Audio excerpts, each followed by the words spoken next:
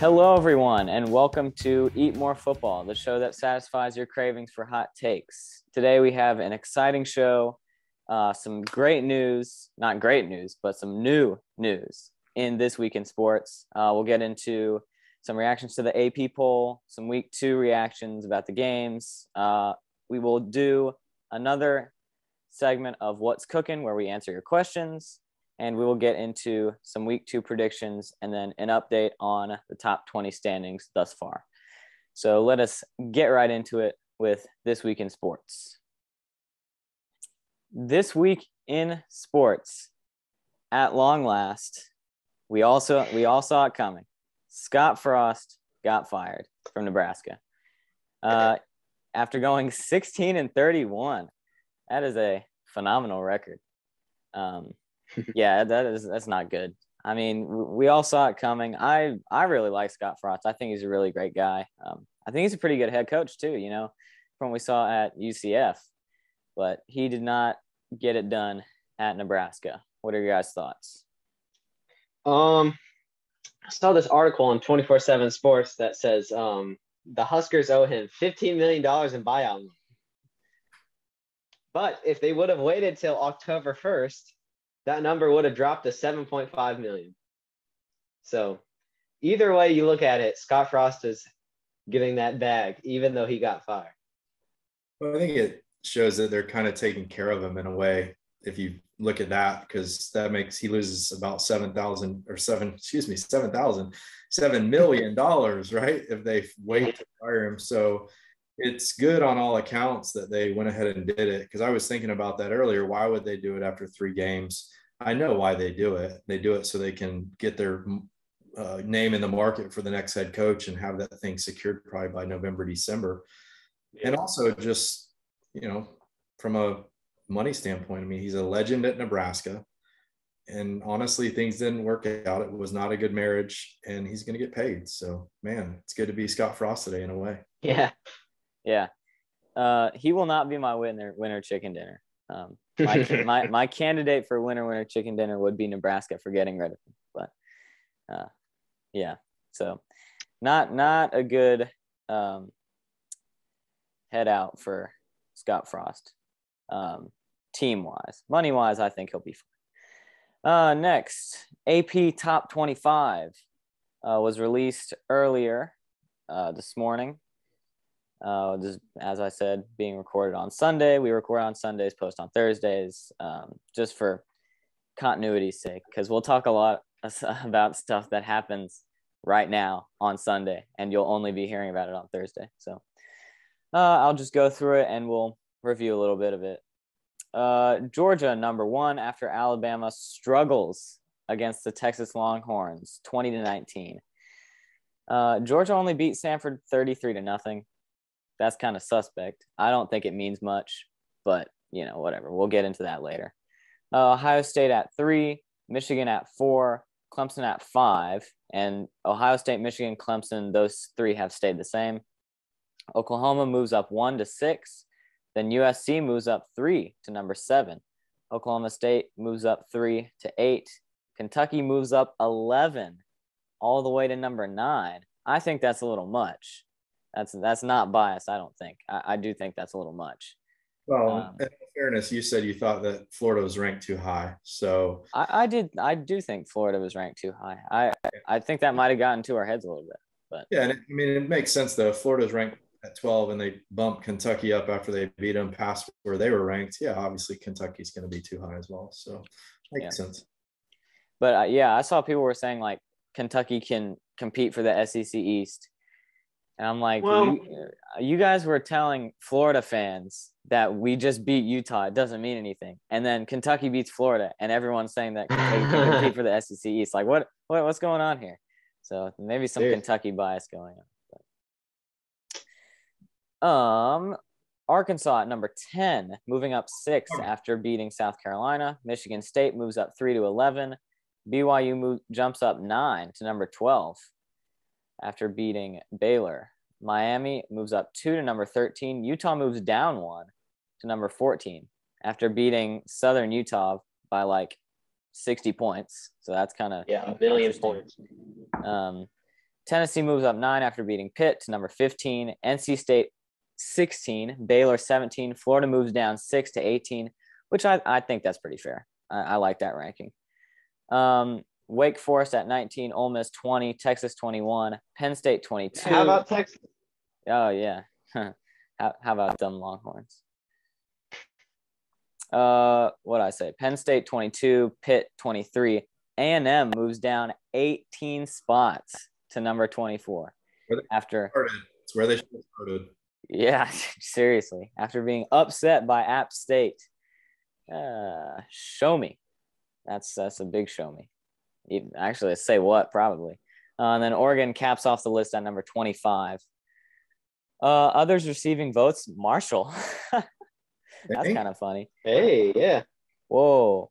Well, I also am now looking. Dropped from the rankings, Notre Dame. Notre Dame is not there. Oh. Not present. They're 0-2. I guess they are 0-2. Wow. Yes. And Notre Dame was number 8, got upset by Marshall. Now they're out. Wisconsin was number 19. They dropped out after losing to Washington State. No, Wazoo. Washington State. Houston dropped out after losing to Texas Tech. So that seems about right. We won't get into too much of this for time's sake. As I said, I think Kentucky is a little overrated. Arkansas, I think that's pretty good. Michigan State, fine. BYU, I'm not buying it that much. Yeah, that's a little high. Even though they did get a good win against Baylor, a good Baylor team. Yeah, for sure. Which Baylor moved all the way down to number 17. I don't think that's. They kind of just flip-flop places, honestly. Yeah. Wake Forest moves up 4. Sure, whatever. Texas is on the board. I agree. Penn State wasn't ranked. Who'd they beat? Ohio? I don't even know what the score of that game was. Yeah, 46-10. Yeah, okay. I mean, sure, whatever. They just needed to rank someone else ahead of Texas A&M. Yeah, and and Oregon wasn't ranked, I guess, and now they are number 25. So, anyways, that's that. So we will now move on to some week 2 predictions plus winner chicken dinner, which we'll get to that later. Don't jump ahead, but we will get to some week 2 predictions after we take this short break where we'll put up our stat and quote of the week. And I'll split there. All right, first up on our week 2 reactions, not predictions. I'll make a note of that in post-production. Louisville versus UCF in favor of the Cardinals, 20-14. I said from the beginning that Louisville was going to come away with it, but these guys wanted to contradict that. So, I win. I'll just go in order of what's listed on ESPN. Next, sadly, Kentucky at Florida came out with a loss, 26-16. I think later in the show, we'll fit in some time for me to like recap that experience. So just, we're kind of going on the fly here. 26-16, it was a terrible game for Florida. I mean, we looked absolutely like garbage. Got shut out in the second half. That shouldn't happen. And that's reflected in the rankings. So whatever. We move on. Memphis versus Navy, 37-13. Can you guess who won? Not Navy. Not Navy. Sadly. Pretty bad. Memphis covered. Yeah. Alabama versus Texas. Struggle win. I say horns up. Thank you very much. Alabama struggled heavily in this game. True. Getting shut out. Took another fourth quarter comeback from Bryce Young to beat the Longhorns, but we still did it. That is true. And they won. So, period. That's all that matters. And, I watched that game and it felt like Alabama was losing the entire game, and it was really tied for the majority of the game. So that tells you how good Alabama is, that it feels like they're losing, but they're not losing. Yeah. They got shut out in the second and third quarters. So that's all I'll say. That's a funny score to look at. A funny funny fact of this, though. Do we know what Texas kicker's name was? Dicker the kicker. Bert Right. Auburn. Auburn. Oh, Bert yeah, Auburn. yeah, yeah. Dicker the I will kicker never- left. Dicker the kicker left. Yeah. I will never forget that name. Auburn almost beat Alabama yesterday with his kick in the fourth quarter, but thanks to Bryce Young Heisman. Well, anyways, I mean, whatever. The dynasty's dead. Let's see. Georgia 33-0 over Samford. Whatever. I mean, they got shut out in the third quarter and only scored 3 points, but I bet they've got their backups in or something. Ohio State destroyed Arkansas State. Yay. Michigan killed Hawaii 56-10. Yay. Clemson 35-12 over Furman. Probably should have been more, but App State pulled the upset over the Aggies of Texas A&M. Oh man, this is beautiful. That is very beautiful. I respect that. Overrated. So much for the number one recruiting class in the nation. But yeah, exactly.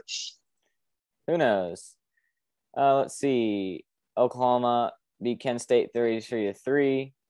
Okay. Notre Dame. So sorry. Rated? Overrated. Yeah, we're all clapping on different time zones over here. 26-21. That is just depressing. At Notre Dame too. So yeah, that's very sad. And honestly, like I think Marshall was up by 11 at one point, like with 2 minutes left or something. Yep. They threw a pick six. It was, I think, 1915, and then the quarterback at Notre Dame threw the pick six, and I was stunned. BYU I have to make it QB for at Notre Dame. Oh yeah, BYU Baylor 26-20 overtime. That's tough loss for the Baylor Bears at Brigham Young. BYU Brigham Young.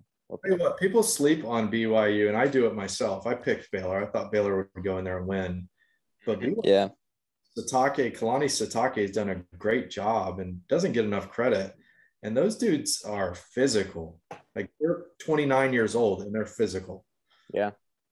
Yeah. Who knew that a group of Mormons could beat a Big 12 team? Scrappy group of Mormons. Let's see. USC 41-28 over Stanford at Stanford. Pretty impressive win, all things considered. I mean, I didn't watch it, but I'm sure Stanford Stadium was rocking. It was just a good game, really. I mean, Stanford turned the ball over 3 times, twice, I think, inside like the 10-yard line going in the first or second quarter. And USC's got so much firepower. It's unbelievable. But I will say they need to shore up that defense because Stanford was all over them. They're just turning the ball over. But if you look at the total yards, Stanford ended up with close to the same amount, at least it was in the first half. It ended up at 441 yards for Stanford. So, and SC had 505. So not as big of a blowout as maybe the score indicated. Yeah. Miami versus Southern Miss. Another overrated, I think. I mean, they were struggling at the beginning. It was 10-7 at half. So, and then, 30-7 final. But I think it should have been more if they're as good as people say. Arkansas, Boss Hog. Let's do it again. Yes, sir. Sure. Yeah, we're having lots of Wi-Fi issues. I don't care. Whatever. Oh, this video is going to come out very interesting. Oh, it's going to be so bad. No, here, let's. Production, guys. A+ production. Yeah, A+. I can only fix so much in post. Whatever. Craig. Yeah, fair enough. Do the honors. Do the honors of saying yes, sir. Yeah. See, look at this. All the interruptions. Okay. Little out of sync, but hey, college football went off the rails yesterday, though. So I think it's affecting our show a little bit as well. So oh yeah. Yeah. Okay. The balances are all wacky. They're all over the place. Craig, I'd like to give you the honors of saying the yes, sir, for this week. Hey, I saw where they were doing an interview with him on game day. He's walking around, loud and proud with his earpiece in with a microphone, and you got to love that guy, man. They asked him about his Pat McAfee, which I'll reserve judgment on that whole thing with Pat McAfee on. I think he's decent, but a little bit much. But yes, sir. Go Hawks. All right, there we go. Not that I'm rumble in your voice at the beginning. Not that I'm promoting. Not that I'm promoting it. Yeah. Let's see. Tennessee Pitt overtime 34-27 in favor of the Vols. Good win for Tennessee at Pitt. So that's a good win. Washington State upset number 19 Wisconsin at Wisconsin. You know, they're starting 2-0 on the season. Washington State is, so that's pretty good for them. Wake Forest 45-25 over the Commodores of Vanderbilt. It's a win at Vanderbilt. Whoopee. Let me tell you something about that, and some other things. So, when's the last time Wake Forest, Kentucky, Duke, and Kansas, all basketball schools, right? When's the last time they all started 2-0 to start the season? Do you guys know? I do not. I do not. Not in either one of your lifetimes, and not in my lifetime. Okay, it's been at least 40 years, and I couldn't go back any farther to see any more records. So it's been over 40 years since those four schools have started 2-0. So this is a weird year, that's for sure. Yeah. Jeez. Yeah, that's crazy. I think the expansion of the playoffs has turned football into college basketball. So like the weird forces in the universe have now made the basketball schools better at football somehow. Seriously, that's crazy. Duke Northwestern, the Dukies, finally they figured out how to do it. I don't even know. I picked Northwestern because I thought Duke was going to lose. Starting off 2-0, as you said. 31-23. It's a good win. Let's see. UTSA Roadrunners upset Army Black Knights. Army starting off 0-2. Watch out, Army. And Kansas State, Missouri. Kansas State blew out Missouri 40-12. Rough. SEC. Not Missouri.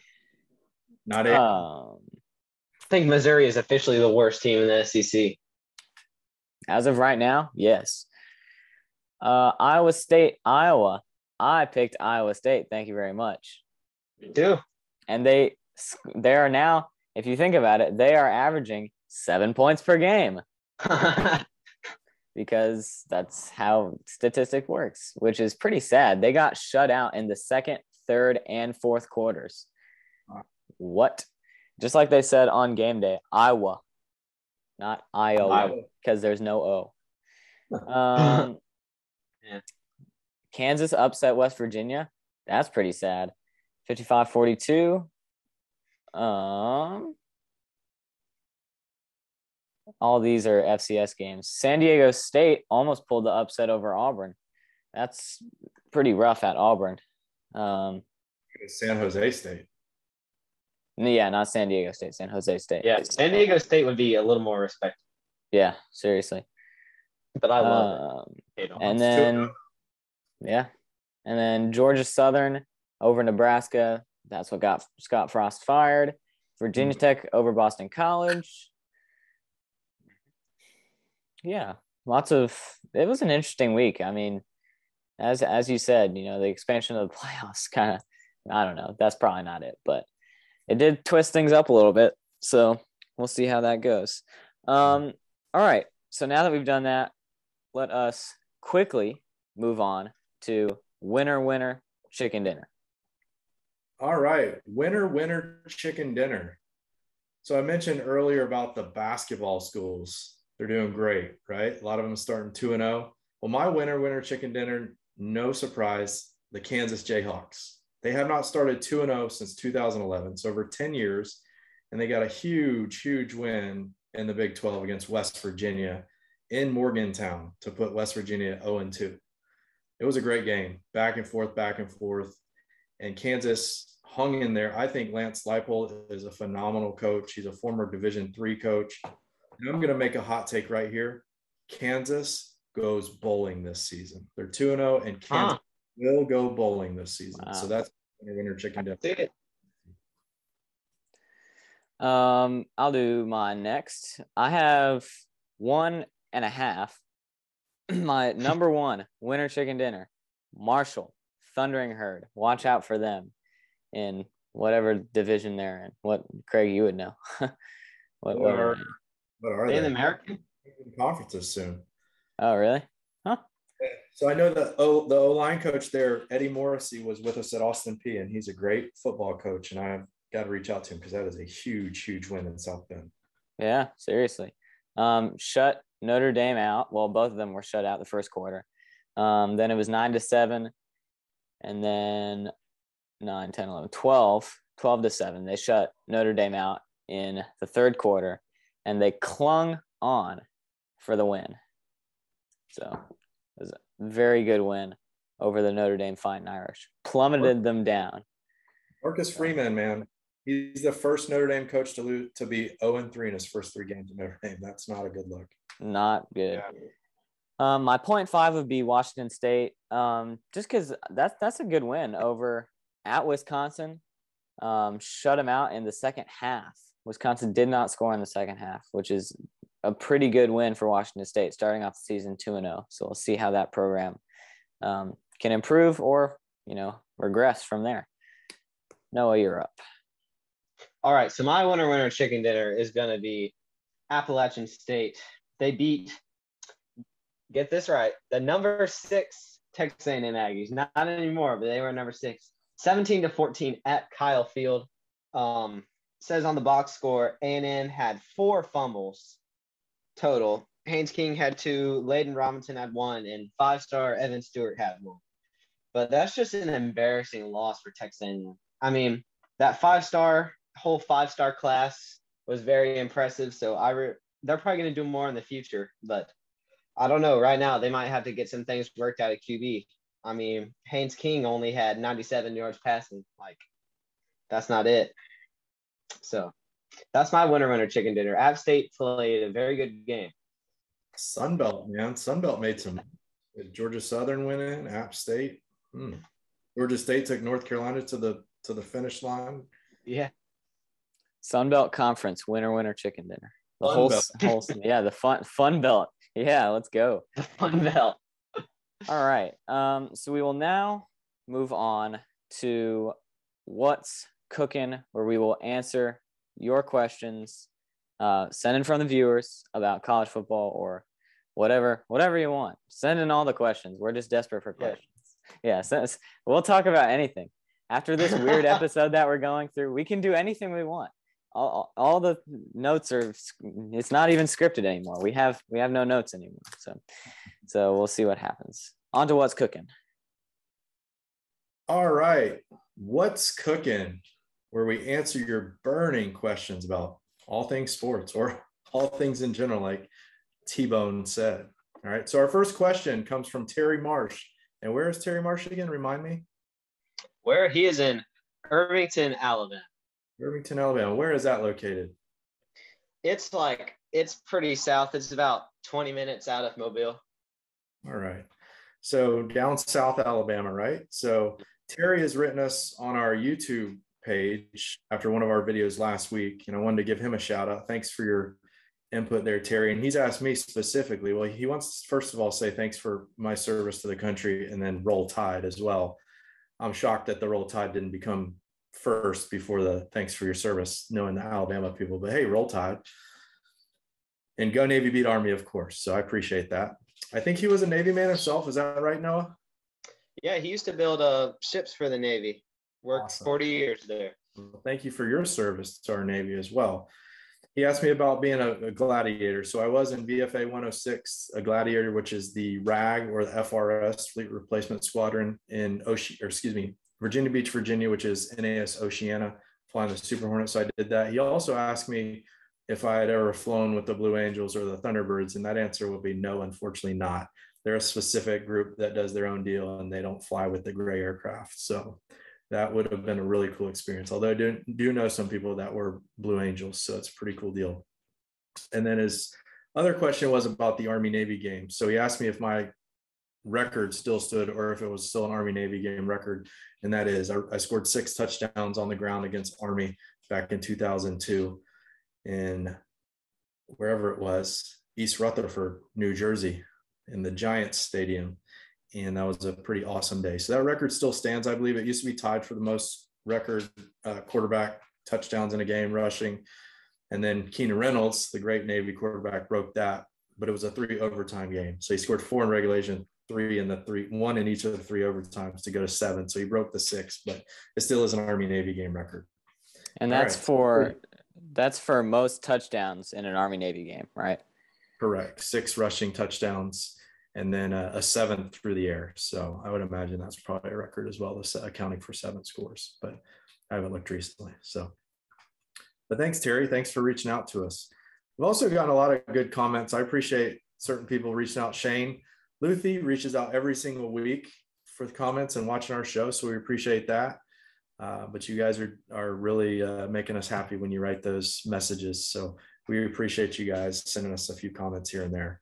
Our next question comes from Jake in San Diego, California. Jake was on the show a few weeks ago. He's in the top 20. And we're just going to answer a couple of his questions, and we'll come back to one probably in a week or so. But his question to us, and we're going to all answer this, was, and this was obviously in reaction to the Florida State LSU game. He says, is FSU actually good, or is LSU that bad? And he said he saw some really good and bad things from both teams, so it's hard to tell. And then his second follow-up was, what is LSU's ceiling this year? The opener was less than impressive, but is it possible that LSU tries to fire Brian Kelly by the end of the season? So I'll let you guys go ahead and chime in on those.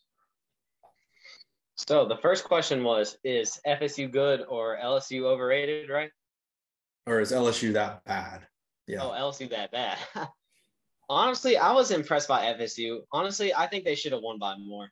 I mean, there were so many miscues on that LSU offense and special teams as well. And FSU played a pretty okay game. They were up by, I think, 10 at one point in the fourth quarter. So I would say that FSU is actually like okay this year.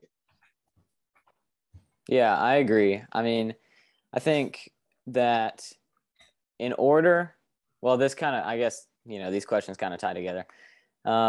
Yes, I think LSU is that bad right now.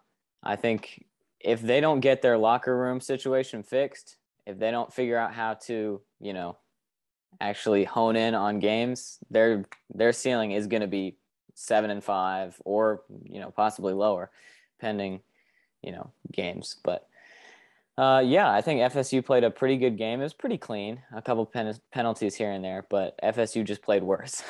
So, yeah, I think the ceiling for LSU is probably around 7-5, 8-4. Yeah. Hopefully they get their act together. I mean, not for me. I don't care if they get their act together or not. Yes. But, so yeah, the sport is always better when FSU is better, I think, as I've said in previous episodes.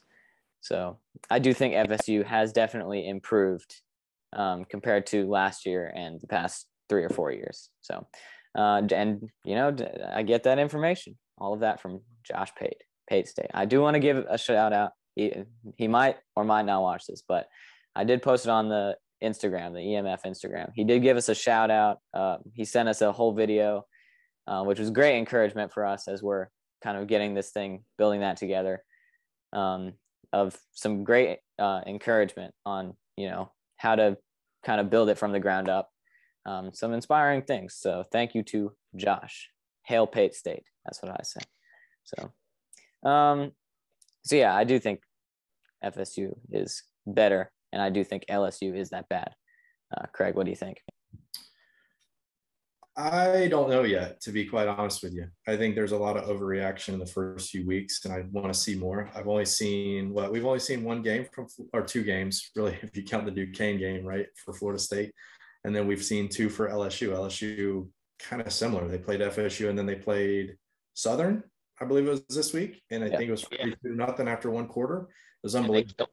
Yeah, unbelievable. So it's hard to make a snap judgment this early, but if you wanted me to, I would say I think Florida State is going to have a pretty good year. I do. I think their players appear to have been bought in to what Norvell's been preaching, and they've got a good quarterback. My goodness, Jordan Travis to me, he's unbelievable. I think he's underrated. If they can keep him healthy, which again is going to be a big question mark because that's always been a question mark for Florida State quarterbacks because their line has been terrible in the last 3 or 4 years and they've gotten beat up at quarterback. If he can stay healthy, they're going to be pretty good. I think they're better on defense, and that showed on that, was it a Sunday night game, I believe. I don't think LSU is as bad as they showed because they played pretty terrible, but they still have to show me that they're not that bad because it was pretty bad. One game against Southern is not going to clear that record. I think Brian Kelly's got a huge job in getting that, like Natty, you said, tying that locker room together. I think TJ as well. Yeah. But it's tough. They've got the talent to be okay. And I'll be honest, I thought they were going to be better this year. I thought they might win 8-9 games. Right now, I would say they're not going to get there. But again, it's a long season. They may get things corrected. They've got enough talent to be good enough. I think Brian Kelly's a good enough coach, X's and O's wise, but we'll see. And then their ceiling, I just talked about that. I don't think they'll fire him by the end of the season. You got to give the guy time. I know it's a knee-jerk reaction in this day and age with college football, but I don't think LSU's even that crazy. They might be, but I don't think they are. So I think he'll be okay after this season, unless he goes 1 and whatever. Yeah. What was I going to say? I think that, their locker room situation is very similar to the one that Florida had last year, I think, right now. Because, like, Dan Mullen just lost control of that locker room. It just penalties all over the place, undisciplined football. The coach had no reign on the team. So, if I was an LSU fan, I would be hoping and praying, coming from a Florida fan, that he gets that thing fixed pretty quick. Because you saw what happened with Dan Mullen when he lost the locker room. That when you lose the locker room, that completely throws X's and O's out the window. That's just how it is. So, all right, let us move on. Before week 2 predictions, I want to touch on not a new segment, but a new thing that I will be posting on the page at some point this week or next week, EMF on the road, which I went to the Florida game versus Kentucky. Sadly, we lost. So I do want to, just recap my experience and everything. It was a great experience. I mean, the last Florida game I went to was homecoming versus Vanderbilt. And that was obviously when Vanderbilt was worse. I think they had Clark Leah then. That was just last year. So yeah, it was like 42-0. That was right before Dan Mullen lost control of the locker room. So I got my good stuff in before all that happened. But I mean, the attendance was 89,993. So almost 90,000 people. It was crazy loud. I mean, that's the loudest football stadium I think I've ever been in. I know. I've never been in a stadium that was that energetic, especially at the beginning of the game when we actually had hope. So, and the tailgating situation was great. Campus beautiful as always. So yeah, it was a great time. I think, just to touch on the game a little bit, I don't think this means, this is definitely not a defining moment for our program, for both of the programs. I don't think. I mean, it might be for Kentucky, but I don't think so.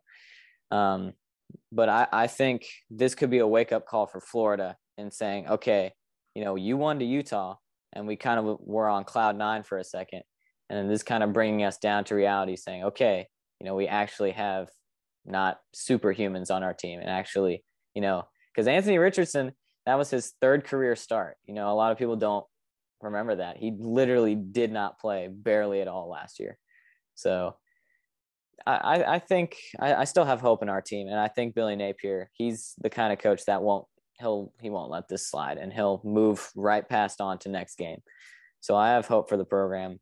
I'm not one of those fans who's going to be depressed forever. I'll be depressed for the next day, but for now. Wash your hand. I know you got a nice little high five from the boss Gator, and I did 15 as well. So have you washed your hand yet, or no? I have washed my hands, yes, because I'm not going to say it's not the cleanest stadium. It's a very clean stadium, but it's a football stadium nonetheless. So yes, I will be washing my hands.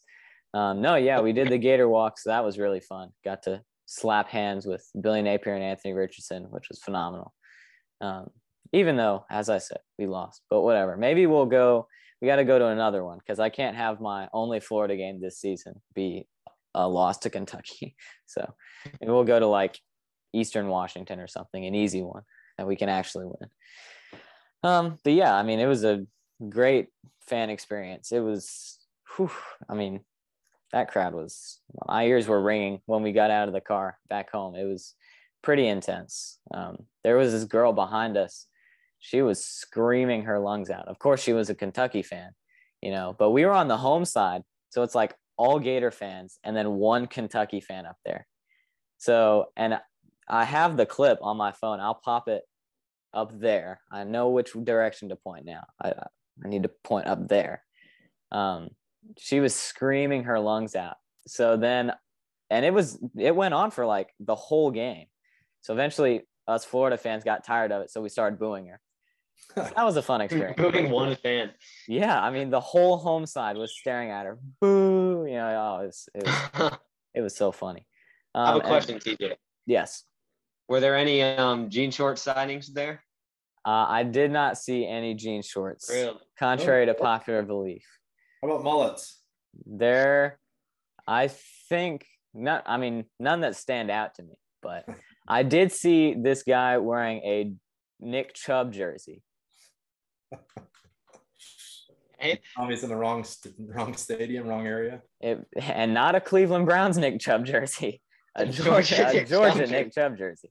Like, I'm like, he just hates both of them. He wants to see them both lose. I'm like, why are you here right now? He walked into the bathroom like next to me, and I'm like, what the heck are you doing? So anyways, that was fun. As I said, you know, loudest crowd I've ever been to. 90,000 plus. Tom Petty was exquisite. Very exquisite. It's phenomenal. So I will hopefully look forward to going to another game. So, all right, moving on quickly so this doesn't go too long. Week 2 predictions. We'll speed through these real quick. Number 12. I actually have the rankings now because we're doing this after the rankings came out. Woohoo. So number 12, BYU versus number 25, Oregon in Eugene. Who you got? I got the Cougars. I think they're going to get the win over Oregon. I'm not very sold on Bo Nix right now. Or Bo Picks, as I like to call him. So I'm going to go with BYU. They're very impressive last week. Can't go against BYU. I think they're solid right now. They're playing well. Be stupid to pick against them. Yep, I agree. BYU all the way. I think I should have gotten these games out before. But here, let's do this. Let's take a short break for the audience. We will cut, do some pleasant music, and we will come back when we actually have the stats up.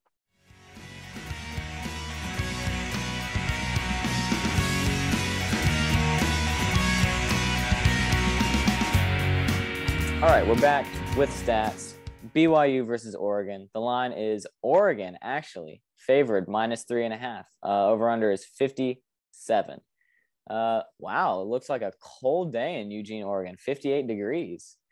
I don't know. It's hot down here in Florida, so like anything below 70 is freezing cold. Yeah, I agree. I got BYU to win outright. I think they'll cover the spread. And on to number 22, Penn State versus Auburn at Jordan-Hare. Who you got? I can't pick Auburn. I can't do it. It's in my blood that I cannot pick Auburn. So I'm going to go with Penn State for the win. Nick Singleton. What's the line? Is the line out on that one? Yes, Penn State -3, over under 49, 81 degrees in Auburn, Alabama. If I wouldn't have known that, I would have to say I got to go with Auburn at home. That's going to be a really tough environment. I'm not a big Auburn. I don't think they're very good. I don't think Penn State's very good either. So I'd have to go with Auburn at home. Yeah, I mean, I'll have to do more thinking because the top 20 matters. I'm coming for that dollar, everyone. You better watch out. I'm drilling a pack, even though I went 13-7 this week, which we got to cover that after. So, yeah, I'll probably end up leaning Penn State, but I think the spread will be 3 on that one. It may swing. But yeah. On the topic of top 20, I need to side with Vegas a little more myself. So when you told me the line of the Oregon game, I'm like, I may have to go with Oregon because I've been not so hot. If you remember Stanford over USC, Cincinnati over Arkansas. Yeah. Yeah, that's because you picked against the spread. I know, that's what I'm saying. I need to go with But, a little bit more. Stick with the spread. yeah, but it's Oregon. I mean, come on. Navy over Memphis. Okay, well, that's on you, though. That's on you. Everyone knew that. Hey, I mean, Navy probably lost my. I don't know if I'm gonna be able to pick them as a dog anymore. Hey, trust me, I want to pick Navy as a dog. I want, with all my heart, to pick Navy as a dog, but I want the dollar, They man. single-handedly cost me chances at the title the last few years. Yeah. All right. Next, Mississippi State 2-0, LSU 1-1. Spread. Oh, it actually just changed. It was 1 a couple minutes ago, but now it's 2 Mississippi State. The FPI isn't out yet, which is kind of stupid, but tickets as low as $20. Yes, in Death Valley. Mississippi State's favored in Baton Rouge. I'm sorry, I don't see it. I got LSU. 86. Yeah, I got LSU. Yeah, LSU. Yeah. I do too. I got the Tigers. Yeah, I think Tigers. I don't know. I might be doing Mississippi State. I mean, those Cowbells, I think they can, even though they're not in Mississippi State, I think the Cowbells might be able to overpower LSU. I don't know how well will the fan base show up is the question. What fan base? LSU. How well will? Oh yeah. Well, I thought you were talking about Mississippi State. So what fan base? Yeah. Well, but I mean both. Fine. Yeah. Well, yeah. Is it a night game? No. Yes, it is at 6 p.m. So I don't know. Yeah, night in Death Valley. It's over. All right. Next, number 13 Miami versus number 24 Texas A&M. Who you got? Tough ones, man. Hard, yeah. I can't even. What's the spread for this game? Spread A&M -6.5. FPI is not out yet. It is a night game, 9 p.m. Jeez, what the heck? Dang, I'm not watching that. I got A&M. I got to go to church. Yeah, seriously. They're going to be hearing how bad they are all week, and they'll come back. I don't think Miami's as good as everybody's saying preseason, so I got A&M at home. I agree. Give me Texas. 15 yards. Oh, no, that's good. Yeah, I don't know. I mean, I think Texas A&M will come back. I will secretly be pulling for Miami, but yes, I hope, I think Texas A&M will pull out the win. So, all right, we will now quickly move on to Tales from the Top 20 with Craig. So let us flash up the graphic and go on to that. Tales from the Top 20, week 2 in the top 20. Some tight ones. It was a topsy-turvy week in college football, as everybody knows, and we had some of that bleed over into the top 20. So we had anywhere from, and these, by the way, these records are unofficial. The editor is the final say, but these are unofficial records. So the official ones will come out in your email soon. But the unofficial records, Matt Sprague at 17-3 for the week. Wow. What a great week. Great week. Then we had several people at 2 people at 16-4, Russell and Steven. So a couple of past champions. And then a logjam at 15-5 with 6 people. So that was probably the most popular spot to be out of the top level. But then we also had 8 people at 11-9. So you could see it was rough all over the place. Besides those kind of 15-5 to 17-3, the majority of the top 20 did not fare quite as well. So we did have some interesting picks. We had one person pick Texas. So that would have been a huge, huge win should that on the way of the Longhorns. And let's see, what else did we have? Iowa State was split right down the middle, 50-50, believe it or not. We had a few people pick Navy, yours truly, and all the loyal fans that love Navy, 3 total. And we had 6 people pick Vandy. I think, Natty, you were one of those. Is that correct? I believed in Mike Wright, and he failed me. Homer. We only had 6 people pick the Duke Blue Devils, and they came up with the upset. So congratulations to those that picked that. Who could have thunk I'd be saying Homer for Vandy? Homer for Vandy. Well, and Noah, you were also one that picked Duke as well, weren't you? I have no idea. I don't even remember. You picked Duke, so you didn't remember, but you picked Duke. So. Oh, I did? Okay. Yeah, and then we had several. Well, look at the Kentucky-Florida game. We only had 3 people to pick Kentucky out of the whole field. Those people were David, Lucy, and of course the Kentucky fan Matt, which helped him for that 17-3. So shout out to Matt. He was also at the game. Yes, he was also at the game. Right. He was at the game. And then one game, everybody picked Wisconsin, lost. Everybody picked West Virginia and lost. And then we had a few Boston College picks, a few Houston picks, actually 10 Houston picks, and obviously got lost there. And then quite a few people picked Virginia and 5 picked Pitt. So kind of interesting to see where the picks laid out. And then the Baylor BYU game, BYU was favored, but the majority of people picked Baylor. We only had 9 people pick BYU. So there's a lot of people thinking the upset there, didn't believe Vegas. Those that trusted in Vegas came out on top.